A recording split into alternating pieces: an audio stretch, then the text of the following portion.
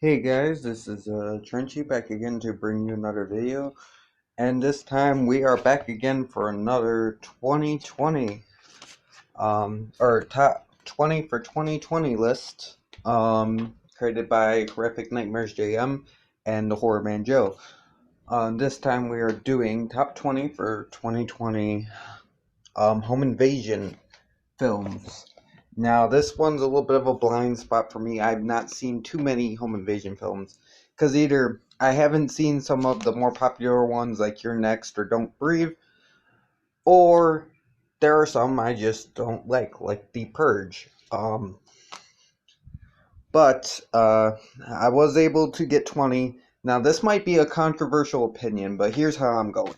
If something is kind of breaking into the house, or at least making you think that something or someone is breaking into the house, I'm counting it. So, fuck it. Here we go. At number 20 is Tales from the Crypt 1972, the movie. I'm. I know. Cop out, right? I know this is an anthology movie, but it does have a really good segment called All Through the House, which is about a woman who kills her husband and then she has to fight off an evil serial killer, Santa Claus, who's trying to kill her. Because it's weird. A lot of these home invasion movies like to take place on Christmas. I don't know why, but it seems a lot of them like that. But yeah, so Tales from the Crypt for the All Through the House segment. Coming in at number 19 is High Tension 2003. Um, I thought this was a very solid home invasion film. Yes, the twist is weird, but I still thought it was a good movie besides the twist. And even if the twist happened, that still house is kind of getting invaded in a way. So I think either way, it still works. And it's just a good home invasion film. So yeah, number 19 is High Tension 2003. Coming in at number 18 is probably a controversial pick, but it's Night of the Living Dead, 1968, the George A. Romero classic. Now, zombies are technically trying to invade the home of our survivors that are holed up in this house, and the zombies are trying to invade. I've seen this on other home invasion lists. So I'm not the only one that thinks this way. So yeah, my number 18 is Night of the Living Dead. Leave your comments. Go ahead, leave your comments. I know this list is already a shit show. Okay, it gets better. Well, it actually gets worse before it gets better, but trust me, there's some good ones. Number 17 is Home Alone 3, 1997. I've always liked this one. I've always really liked this one. It's not my favorite, but I've always liked this one over the original. Home Alone 2 is my favorite of the series. But Home Alone 3, I've always liked this over the original. I've always thought the kid was a little bit more strategic. And he's taking on like 5 spies, government spies. This is the plot of this batshit crazy movie. He's taking on government spies who were trying to steal a military chip. They were trying to steal a military chip that they hid in a toy car that they were bringing through the airport. But their luggage got mixed up with this old lady who takes the toy car, who accidentally takes that luggage home and ends up giving the toy car to the boy next door, who is our main character. So now the super spies gotta get the military chip back so they can sell it. And chaos assumes this kid has some really good traps. He has an electric chair. He has like a frozen pool that he makes him jump in thinking it's a trampoline. This kid's pretty resourceful. And he also has to save his neighbor because they end up tying up his neighbor and leaving her in like the cold a cold garage. And plus, the parents in this are not as negligent because the mom, who is a single mom, has to go to work. Or I don't remember there being a dad. So yeah, I think it's a single mom. She has to go to work, so she and he's sick, so she leaves him sick at the house. So, yeah, I think this one just works better than the original, and I kind of like it. So yeah, Home Alone 3, 1997 is my number 17. Coming at number 16 is the remake of Straw Dogs, 2011. I have not seen the original Straw Dogs. I bet it's awesome, but really like this one. This one has a lot of fun actors in it. Got Alexander Skarsgård. You got I forget who else. You got Dominic Purcell's in it, and I find this interesting. The build up to the break in is really good, and I actually like in the end why they're breaking into the house. It's actually kind of more interesting why they're trying to get in these people's house than your usual standard home invasion plot. So yeah, number 16 is Straw Dogs, 2011. Number 15 is Fear, 1996. Yes, this whole movie is not a home invasion movie, but the ending is one of the best, probably, home invasions, you can say. It's very effective, especially the dog scene. Mark Wahlberg's just great in this film, and so is Reese Witherspoon, and it's just very good home invasion film. Or at least the ending is. So yeah, Fear, 1996. Number 14 is Wait Until Dark, 1967, or was that 1977? I don't know. But Wait Until Dark, this movie stars Audrey Hepburn, and she plays a blind woman. And they end up getting, like, her husband accidentally brings home, like, a doll, and it has drugs in it. Something like that. He brings home something with drugs in it, and he ends up leaving, and she's alone in the house, and these criminals are trying to get the drugs out of the house. But this woman's blind, and it becomes like this cat and mouse game between Audrey Hepburn and the criminals. It's really good, really well done. Audrey Hepburn plays the role very well, and our criminals are great. So yeah, that's Wait Until Dark, 1967. Number 13 might be a controversial pick. That's Better Watch Out, 2016. I count this because this is a movie that makes you think it's a home invasion film, and then just turns out not to be. But I kind of like that, so I kind of counting it because it's kind of like, look, and they do like the whole home invasion thing. They do the whole home invasion tactics. It's just there's no home invading going on. So I think it works. I think it works. I would have had it higher because I really do love this film, but since it's not technically a home invasion movie, we're keeping it at 13. Number 12, which is also set around Christmas. A lot of these home invasion films, fucking Home Alone 3, fucking Tales from the Crypt 1, a lot of these are set around Christmas. And coming in at number 12 is a French film called Deadly Games, 1989. I got introduced to this film through Bronco Juggalo, and I checked it out myself, and it's fucking amazing. Pretty much it's like Home Alone, but this Santa dude is trying to break into this, like, mansion where this kid lives, and he's trying to protect his diabetic grandfather while going through this house, which he has set up with, like, trapdoors and little secret passageways, and this kid's into Rambo and shit, so it kind of becomes a war between this kid and the Santa. It's pretty cool. And the thing is, the kid thinks this is the real Santa. This movie's just really awesome. The ending's fucked up as all get out, but this movie's just really awesome, and that will be Deadly Games, 1982 at number 12. Number 11 is The Babysitter, 2017. Pretty much this is about this kid finds out his babysitter is part of a demonic cult. She has let a bunch of other people invade his home, a bunch of her cult members, and it's pretty much they find out that he knows what's going on and they try to kill him. And it's a very good movie. Again, takes some inspiration from Home Alone. Very good horror comedy. Very fun.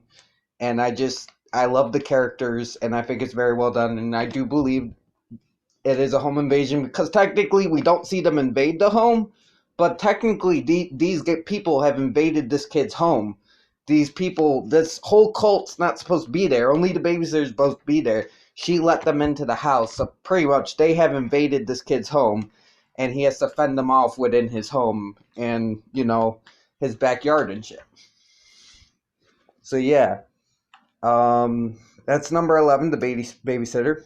Number 10, another controversial pick, but Dog Soldiers, 2002. Let me explain. So the military people, this is about this military people, and they get held up in this barn, and these werewolves are trying to invade the barn to get them. I feel like this is kind of like a home invasion movie with werewolves, man. These people get trapped in a barn, and the werewolves are trying to get into the barn and, like, eat them and shit. It's very cool, very well done. I love that the werewolves are played by ballerinas, so they got elegant movements. And yes, yeah, I would find a way to sneak a werewolf film on here. So yeah, Dog Soldiers is my number 10.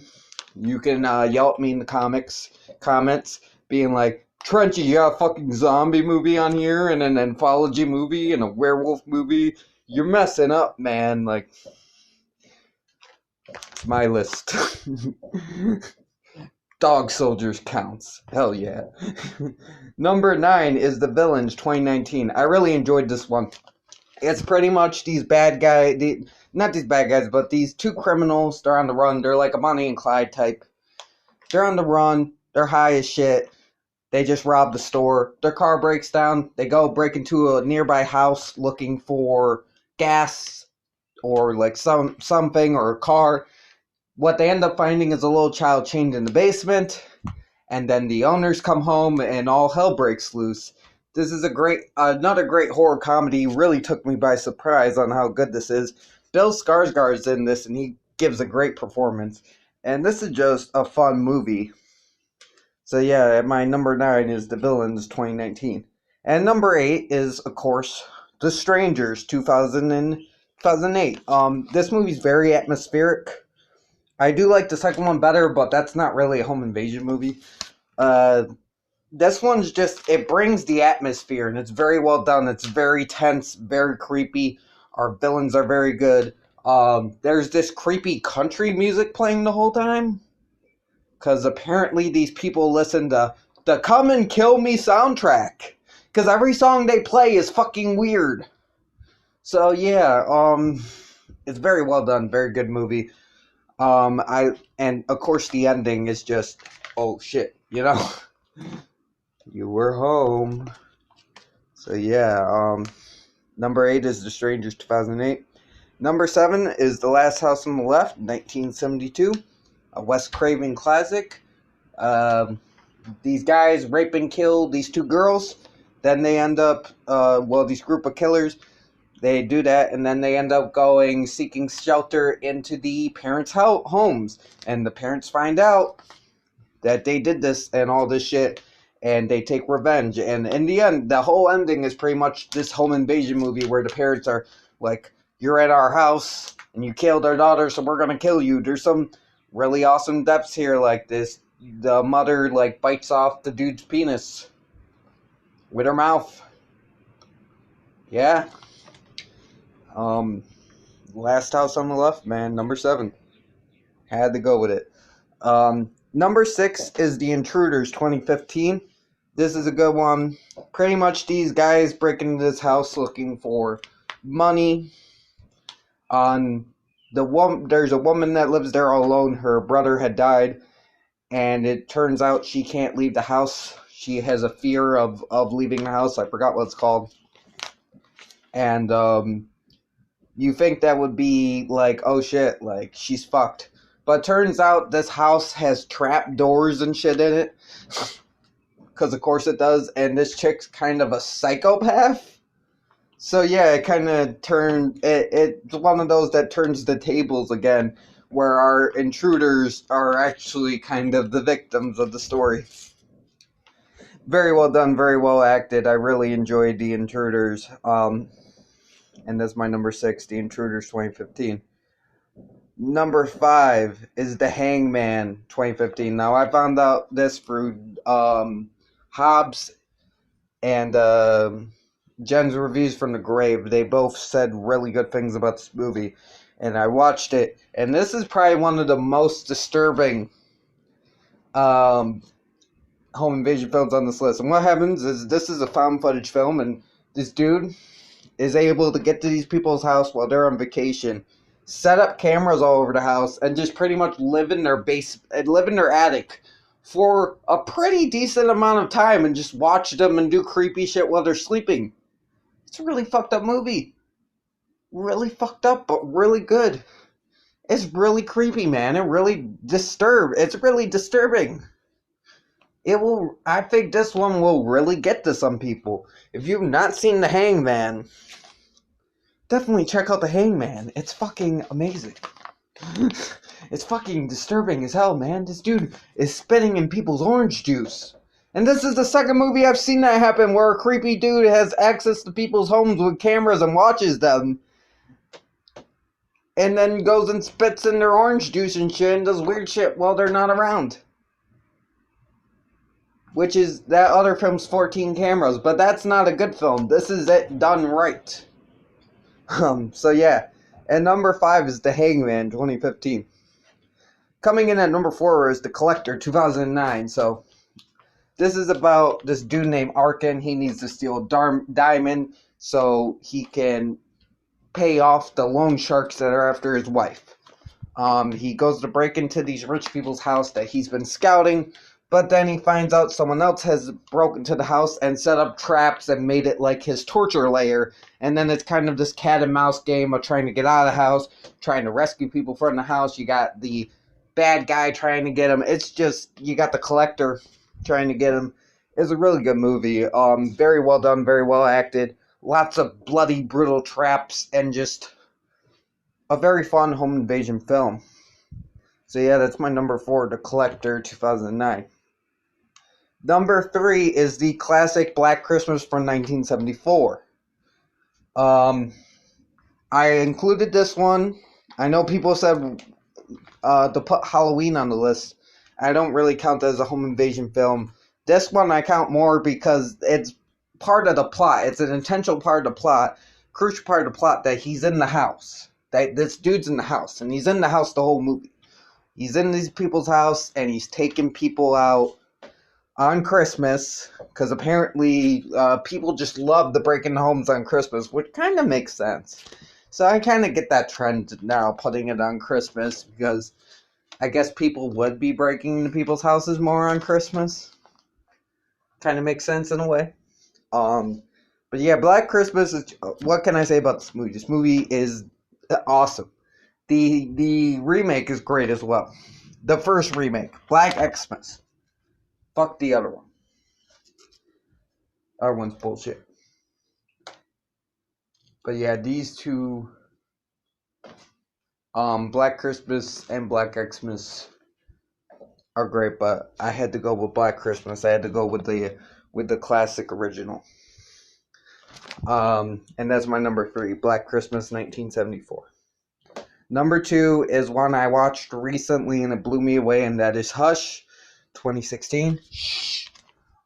This movie is just awesome. It's about this creepy dude, and he starts trying to get in this girl's house in the cabin, and she's like this writer that's deaf and she can't speak, and yeah, it pretty much becomes a cat and mouse game between her and this dude, and it's fucking amazing.